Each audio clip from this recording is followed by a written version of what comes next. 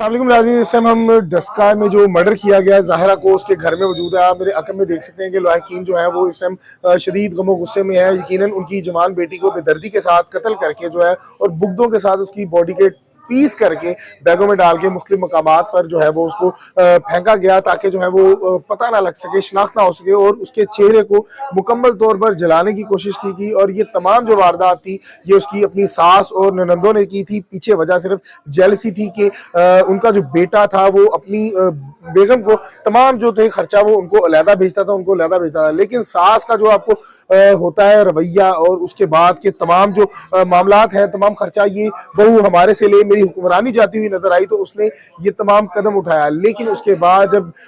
तमाम चीजें कानून नाफिज करने वाले इदारों ने ट्रेस कर ली, मुलजमान को गिरफ्तार कर लिया, तो उन्होंने अपना बयान कर दिया था कि बिल्कुल हमने ये काम किया है और ये हमसे ही तमाम मामलात हुए हैं। लेकिन आपको यहाँ हैरत की बात एक बताता चलूं कि जो उनका बेटा था, इकलौता बेटा था, वो जब सऊदीया से अपने ससुर को कॉल करता है, जब उसकी सास इल्जामात लगाती है उसकी माँ कि तुम्हारी बेगम जो है वो किसी के साथ भाग गई है, तो अपने ससुर को कॉल करके कहता है कि मामू जी वहाँ जाएं, क्योंकि वो उसके रिश्ते में मामू लगते हैं, और वहाँ जाके देखिए ज़ारा कहाँ है, किधर है और हुआ क्या है। तो जब उसके वालिद वहाँ जाते हैं तो यकीनन वो भी ASI थे, उनको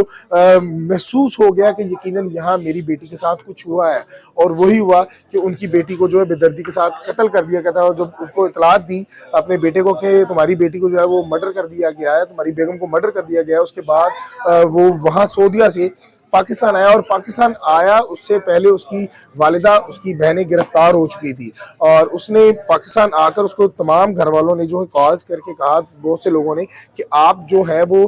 वहाँ ना जाएं, वो आप लोगों को मार देंगे, आपको मार देंगे, उसके शोहर को, ज़ाहरा के शोहर को। लेकिन ज़ाहरा के शोहर ने कहा कि मैं अपने मामू के पास जाऊँगा और मामू से पूछूंगा, और उसने कॉल की कि मामू मैं, अगर आप इजाज़त दें तो मैं आपके पास आ जाऊँ। और वो आया, आके उसने बताया कि बिल्कुल मैं बरीउल जुमा हूँ, मेरे इल्म में कुछ नहीं है, और अभी भी वो यहाँ मौजूद है। और आपको मैं यहाँ एक और चीज़ बताऊँ कि वो खुद अपनी बेगम के मुकम्मल जो पार्ट से, जो पीस से, जो यकीनन 22 से 23 बॉडी पार्ट्स की बार्ट किए हुए थे, टुकड़े किए हुए थे, वो मुख्तलिफ मकामात पे थे, वो खुद जाकर ढूंढता रहा और दौड़ दौड़ कर उसने उठाए और किसी को हाथ ना लगाने दिया। उसने कहा कि ये मैं उठाऊंगा, और हज़ारों कतार रोता रहा। उसके बाद जो है उसने खुद उनको गुस्ल दिया, और जब उसको बॉक्स में डाला गया तो उसने कहा खुदारा इसको हाथ कोई नहीं लगाएगा। इतनी मोहब्बत वो करता था। और यकीनन बेगम जो होती है जब वो दुनिया से चली जाती है, उसकी तो दुनिया उजड़ गई, माँ भी गई, बहनें भी गई और बेगम भी गई। अब एक बच्चे के सहारे वो अपने ससुरालियों के घर मौजूद है। और आपको मजीद इस तमाम केस की तफसीलात से आगाह करेंगे, हमारे साथ जुड़े रहिएगा। मुझे दीजिएगा इजाज़त, अल्लाह हाफिज़।